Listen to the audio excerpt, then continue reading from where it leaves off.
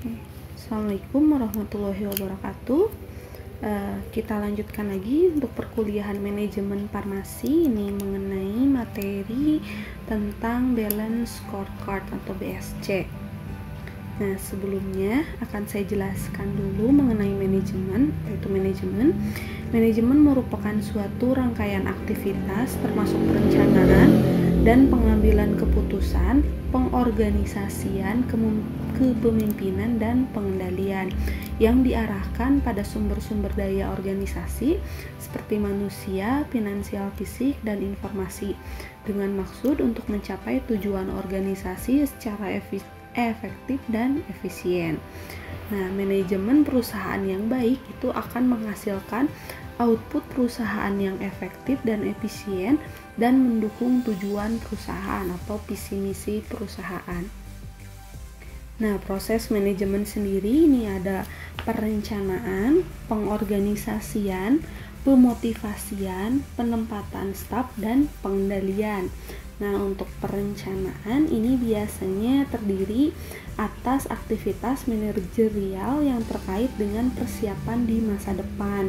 Nah, biasanya mencakup ramalan, penetapan tujuan, terus penggunaan strateginya seperti apa, protek kita, pengembangan kebijakan, dan juga penentuan sasaran. Nah, kemudian untuk pengorganisasian, kalau ini mengkoordinasikan aktivitas dan sumber daya. Jadi fungsinya ini untuk mengorganisasikan orang-orang dan sumber daya lainnya yang diperlukan untuk melaksanakan rencana yang telah kita buat. Nah, pengorganisasian ini mencakup penentuan bagaimana cara mengelompokkan berbagai aktivitas dan sumber daya yang ada di apotek kita. Kemudian dilanjutkan dengan pemotivasian. Ini pemotivasian ini mencakup upaya-upaya menuju pembentukan perilaku.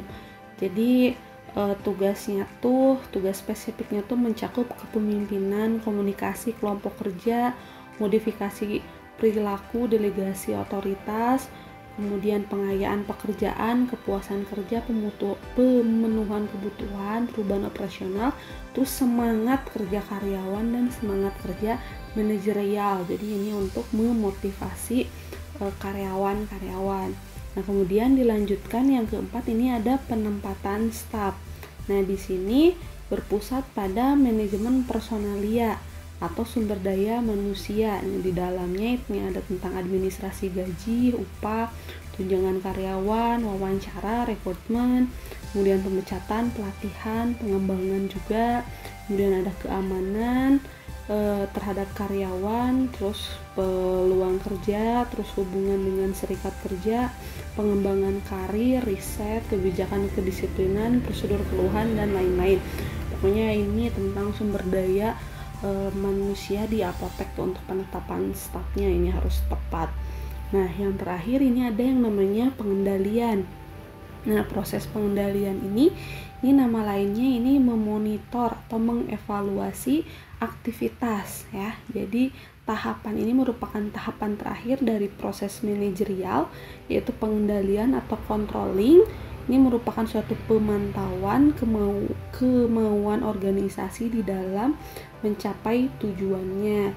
Nah, ini ketika organisasi ini akan bergerak menuju ke tujuannya, ini manajer atau kita nanti selaku apoteker itu harus bisa memonitor kemajuan apotek kita ini untuk memastikan bahwa organisasi tersebut ini kinerjanya ini bekerja sedemikian rupa sehingga mencapai tujuan dengan waktu yang telah ditetapkan atau sesuai dengan visi misi kita. Nah, sebelum kita membahas tentang BSC atau Balance Scorecard, ini akan saya jelaskan dulu tentang kinerja. Nah, kinerja ini adalah gambaran mengenai tingkat pencapaian pelaksanaan suatu kegiatan atau program kebijakan dalam mewujudkan sasaran, tujuan, misi, dan visi organisasi yang tertuang dalam perumusan skema strategik atau strategic planning suatu organisasi. Nah, secara umum ini kinerja ini dapat dikatakan juga bahwa kinerja merupakan prestasi yang dapat dicapai oleh suatu organisasi di dalam periode tertentu. Nah, di sini kinerja ini haruslah diukur. Nah, pengukuran kinerja ini merupakan suatu tindakan pengukuran yang dilakukan terhadap berbagai aktivitas dalam rantai nilai yang terdapat di dalam suatu perusahaan. Hasil pengukuran ini kemudian akan digunakan sebagai umpan balik atau feedback yang akan memberikan informasi tentang prestasi pelaksanaan suatu rencana dan titik di mana perusahaan memerlukan penyesuaian atau aktivitas perencanaan dan pengendalian. Ini berdasarkan Yuwono dan kawan-kawan ya, tahun 2017. Nah, di sini ada persyaratan untuk melakukan suatu pengukuran kinerja yang efektif, yaitu yang pertama didasarkan pada masing-masing aktivitas dan karakteristik organisasi itu sendiri sesuai perspektif dari pelanggan. Kemudian dilanjutkan dengan evaluasi atas berbagai aktivitas menggunakan ukuran-ukuran kinerja yang konsumen validated konsumen ya, jadi sudah tervalidasi. Kemudian disesuaikan dengan seluruh aspek kinerja aktivitas yang mempengaruhi pelanggan sehingga menghasilkan penilaian yang komprehensif. Kemudian memberikan umpan balik untuk membantu seluruh anggota organisasi mengenali masalah-masalah untuk diperbaiki. Nah, selain itu pula pengukuran kinerja ini mempunyai beberapa manfaat. Ini diantaranya yang pertama ini mengelola operasi organisasi secara efektif dan efisien melalui pemotivasian karyawan secara maksimum. Kemudian yang kedua membantu pengambilan keputusan yang bersangkutan dengan karyawan seperti promosi, pemberhentian, dan juga mutasi. Yang ketiga mengidentifikasi kebutuhan pelatihan dan pengembangan karyawan dan untuk menyediakan kriteria seleksi dan evaluasi program pelatihan terhadap karyawan. Kemudian menyediakan umpan balik bagi karyawan mengenai bagaimana atasan mereka menilai kinerja dari si karyawan tersebut.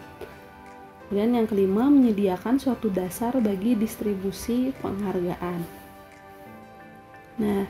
Nah, tadi disebutkan ada yang namanya kinerja, kemudian ternyata kinerja tersebut harus dilakukan pengukuran. Nah, instrumen atau alat yang dapat digunakan untuk mengukur kinerja ini dapat menggunakan balance scorecard. Nah, balance scorecard ini merupakan suatu alat untuk mengukur kinerja sehingga dapat diketahui sejauh mana strategi dan sasaran yang telah ditentukan itu dapat tercapai. Kemudian yang kedua, ini juga dapat diketahui efektivitas dari penetapan suatu strategi, penerapannya dalam kurun waktu tertentu. Kemudian balance scorecard ini juga dapat mendeteksi kelemahan atau kekurangan yang masih terdapat di dalam suatu perusahaan atau nanti apotek ya, yang selanjutnya ini dapat dilakukan perbaikan, jadi continuous improvement. Jadi bisa dijadikan landasan untuk perbaikan organisasi kita atau perusahaan kita ataupun apotek kita. Nah, ini untuk keunggulannya, ini ada beberapa keunggulan dari balance scorecard. Yang pertama ini komprehensif. Jadi balance scorecard ini dia menjanjikan kinerja keuangan yang berlipat ganda dan berjangka panjang. Kemudian balance scorecard ini juga memiliki keunggulan di mana dia memampukan perusahaan untuk memasuki lingkungan bisnis yang lebih kompleks. Selain itu pula balance scorecard ini keunggulannya adalah koheren, di mana dapat membangun hubungan sebab akibat di antara berbagai sasaran strategik yang dihasilkan dalam perencanaan strategik, dan juga memotivasi personel untuk bertanggung jawab dalam mencari inisiatif strategik yang bermanfaat untuk menghasilkan kinerja keuangan, dan juga menjanjikan pelipat gandaan kinerja keuangan yang sangat dibutuhkan memasuki lingkungan bisnis yang kompetitif. Nah, selain koheren dan juga komprehensif, ini ada lagi seimbang. Jadi keunggulan dari balance scorecard ini yaitu keseimbangan sasaran strategik yang dihasilkan sistem perencanaan. Ini penting untuk menghasilkan kinerja keuangan yang berjangka panjang. Kemudian keempat, perspektif balance scorecard ini betul-betul harus imbang. Nanti bakal lebih dijelaskan lagi tentang perspektif BSC ya. Kemudian ini terukur, jadi BSC ini bisa keunggulannya ini BSC itu dapat mengukur sasaran-sasaran strategik yang sulit diukur. Nah, sasaran-sasaran strategik di perspektif pelanggan, proses bisnis internal, serta pembelajaran dan pertumbuhan ini merupakan sasaran yang tidak mudah diukur. Namun dengan pendekatan BSC, ini ketiga perspektif tersebut yang non-keuangan ini dapat ditentukan ukurannya agar dapat dikelola sehingga dapat terwujud. Nanti akan lebih dijelaskan ya tentang perspektif BSC. Jadi ada 4 perspektif nanti ada ya. Nah ini yang disebut dengan 4 perspektif balance scorecard.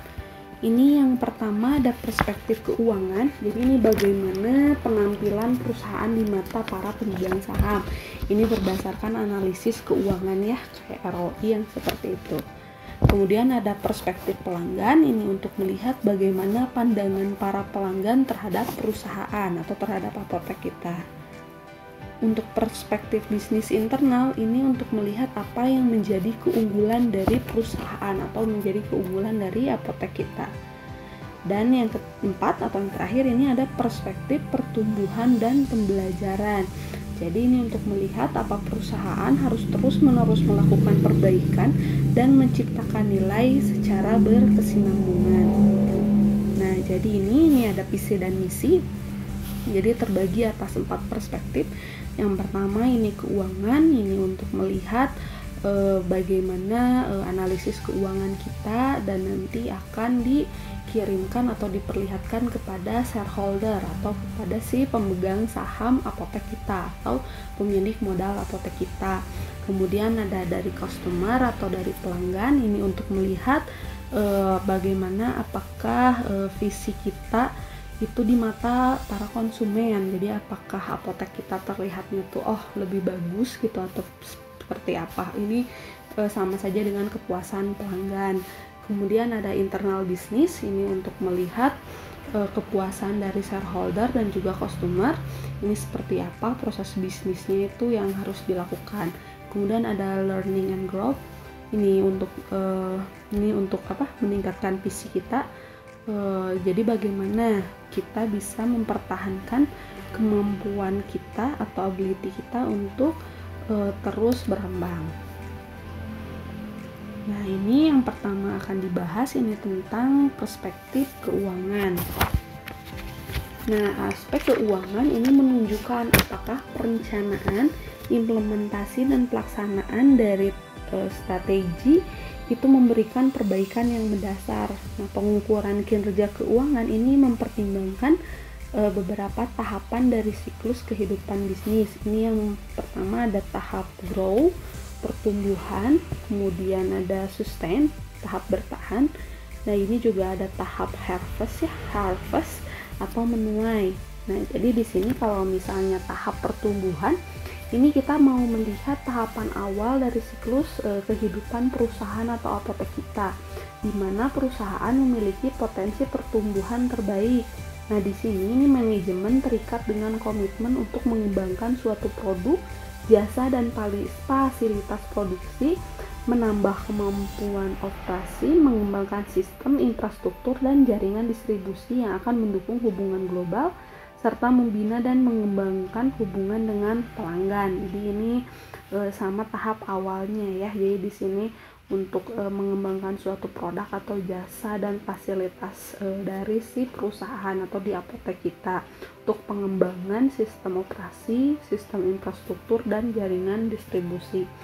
Nah, kemudian di tahap bertahan atau di tahap sustain, ini merupakan tahap kedua, ini di mana perusahaan masih melakukan investasi dan reinvestasi dengan mengisyaratkan tingkat pengembalian yang terbaik. Nah, pada tahap ini perusahaan mencoba mempertahankan pangsa pasar yang ada dan bahkan mengembangkannya jika memungkinkan. Kemudian yang terakhir ini ada tahap menuai atau harvest. Ini merupakan tahap ketiga di mana perusahaan ini benar-benar menuai hasil dari investasi di tahap-tahapan sebelumnya. Jadi pada tahapan ini sudah tidak ada lagi investasi besar, baik ekspansi pembangunan kemampuan baru, kecuali pengeluaran untuk pemeliharaan dan juga perbaikan. Jadi di sini tuh tahapan kita menuai atau memetik hasilnya gitu, hasil dari tahapan awal mulai dari pertumbuhan, terus kemudian kita bertahan, dan terakhir tuh kita menuai hasilnya. Nah, kemudian di sini yang kedua ada perspektif pelanggan ya. Jadi di perspektif pelanggan ini, dari balance scorecard ini perusahaan harus mengidentifikasi pelanggan dan segmen pasar di mana mereka akan berkompetisi. Jadi harus melihat kepuasan dari pelanggan. Nah, perspektif pelanggan sendiri ini memiliki ada dua kelompok pengukuran. Ini yang pertama ada kelompok pengukuran inti atau core measure group yang memiliki beberapa komponen pengukuran seperti market share atau pangsa pasar, kemudian retensi pelanggan, akuisisi pelanggan, kemudian kepuasan pelanggan. Nah, pangsa pasar ini sudah jelas ya, ini menggambarkan proporsi bisnis yang dia jual oleh suatu unit bisnis di pasar tertentu. Nah, kemudian kalau retensi pelanggan ini menunjukkan tingkat di mana perusahaan dapat mempertahankan hubungan dengan pelanggannya. Dan kalau akuisisi pelanggan ini merupakan pengukuran yang menunjukkan tingkat di mana suatu unit bisnis ini mampu menarik pelanggan baru dan memenangkan bisnis baru. Ya, akuisisi ini dapat diukur dengan membandingkan banyaknya jumlah pelanggan yang baru di segmen yang ada. Nah, kemudian ada yang kepuasan pelanggan. Di sini pengukuran ini berfungsi untuk mengukur tingkat kepuasan pelanggan ini terkait dengan kriteria spesifik di dalam value proposition. Jadi ini untuk melihat kepuasan dari pelanggannya. Nah, kemudian yang kedua, ini ada yang namanya proporsi nilai pelanggan atau customer value proportion. Nah, di mana yang merupakan suatu pemicu kinerja yang terdapat pada proporsi nilai inti. Jadi ini mendukung pengukuran yang inti. Nah, didasarkan pada yang pertama ini produk atau atribut layanan, kemudian ada hubungan pelanggan, ada gambar dan reputasi. Nah, yang dimaksud dengan produk atau atribut layanan ini meliputi produk atau jasa, harga dan kualitas. Jadi suatu perusahaan atau apotek kita nanti harus bisa mengidentifikasi apa yang diinginkan pelanggan atas produk atau jasa yang ditawarkan. Kemudian hubungan pelanggan ini strategi di mana perusahaan melakukan atau mengadakan pendekatan agar perasaan pelanggan itu merasa puas atau produk atau jasa yang ditawar atas produk ataupun jasa yang ditawarkan oleh suatu perusahaan. Kemudian kalau gambar dan reputasi ini membangun image, jadi image dan reputasi dari perusahaan kita atau dari apotek kita, sehingga ini melalui ikatan dan menjaga kualitas seperti yang dijanjikan. Jadi kalau misalnya image kita sudah bagus di mata pelanggan, itu jadinya jadi strategi bisnis tersendiri gitu, bisa pelanggannya tetap setia ataupun dia mengajak pelanggan-pelanggan yang lain. Nah, ini dilanjutkan dengan perspektif proses bisnis internal. Nah, dalam perspektif ini dapat menentukan tolak ukur bagi kinerja, di mana manajemen perusahaan ini perlu mengidentifikasi proses bisnis internal yang terdapat di dalam perusahaan. Nah, pendekatan BSC dengan perspektif proses bisnis internal ini dibagi menjadi 3 bagian. Ini yang pertama ada proses inovasi, kemudian yang kedua ada proses operasi, kemudian yang ketiga ada proses pelayanan purna jual. Nah, di sini untuk proses inovasi ini kita melihat atau mengidentifikasi kebutuhan pasar dan menciptakan produk ataupun jasa. kalau untuk proses operasi ini melihat atau melakukan proses pembuatan produk dan juga proses penyampaian produk kepada pelanggan. Nah, untuk purna jual ini misal penanganan garansi, proses pembayaran pelanggan ataupun keluhan pelanggan. Nah, ini kemudian dilanjutkan yang terakhir, ini ada perspektif pembelajaran dan pertumbuhan, di mana di perspektif ini ada beberapa faktor yang harus diperhatikan, yaitu yang pertama kapabilitas pekerja, kemudian kapabilitas sistem informasi, kemudian motivasi, kekuasaan, dan keselarasan. Nah, kapabilitas pekerja ini untuk melihat bagaimana pekerja menyumbangkan segenap kemampuannya ini untuk organisasi. Kemudian untuk kapabilitas sistem informasi, ini informasi yang memadai kebutuhan seluruh tingkat manajemen dan pegawai atas informasi yang akurat dan tepat waktu. Untuk motivasi, kekuasaan, dan keselarasan ini penting untuk pegawai melakukan trial and error, bukan saja di tingkat manajer, tapi semua pegawai sesuai kompetensinya masing-masing. Nah, ini untuk menentukan tujuan dan ukuran yang berkaitan dengan kemampuan karyawan, ini ada 3 hal yang harus dipertimbangkan ya, yaitu yang pertama produktivitas karyawan, kemudian presentase pelatihan karyawan yang terampil, dan yang ketiga ini kepuasan karyawan. Jadi kita harus melihat bagaimana produktivitas karyawan ini, kita harus melihat hasil dari peningkatan moral dan keahlian karyawan, inovasi, serta kepuasan pelanggan. Jadi kita melihat produktivitas dari si karyawan kita. Kemudian untuk pelatihan karyawan yang terampil ini dilakukan untuk meningkatkan kompetensi dalam mengelola manajemen, sehingga karyawan ini dapat terus berkembang dan terampil di masing-masing unit kerjanya. Untuk kepuasan karyawan ini harus diperhatikannya, ini dipandang sangat penting sekali, dan ini merupakan suatu prakondisi untuk meningkatkan daya tanggap mutu, produktivitas, dan layanan pelanggan. Nah, untuk mencapai kepuasan karyawan, maka pihak manajemen ini dapat melakukan suatu survei kepada karyawannya.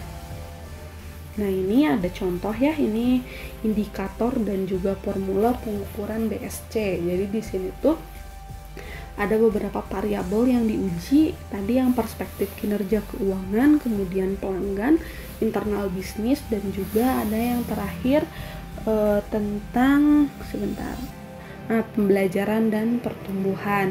Nah, di sini kita bisa lihat ya, yang pertama untuk kinerja perspektif keuangan ini menunjukkan apakah perencanaan, implementasi, dan pelaksanaan strategi ini memberikan perbaikan yang mendasar, perbaikan dalam sasaran yang secara khusus berhubungan dengan keuntungan yang terukur.